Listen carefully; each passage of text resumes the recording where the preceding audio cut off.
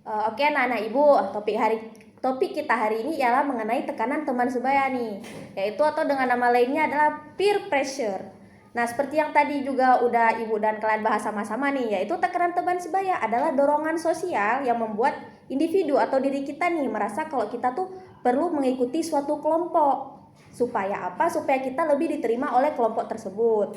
Nah, jadi kayak yang tadi anak ibu bilang, kok anak-anak ibu tuh kadang pengennya pulang nih, tapi juga di satu sisi karena teman-teman ngajak pengen juga nih ikut sama teman-temannya.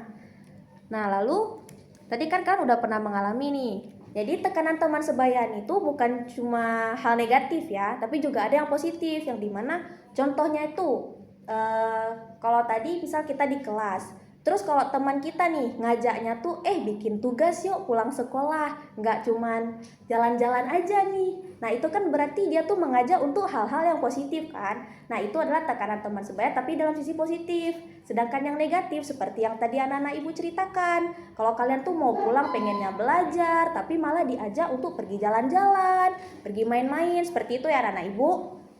Oke. Lalu kira-kira apa sih dampak dari tekanan teman sebaya ini? Kira-kira ada yang tahu nggak? Apa sih dampak yang bakal terjadi kalau misalnya kita terus-terusan ikut-ikutan teman nih?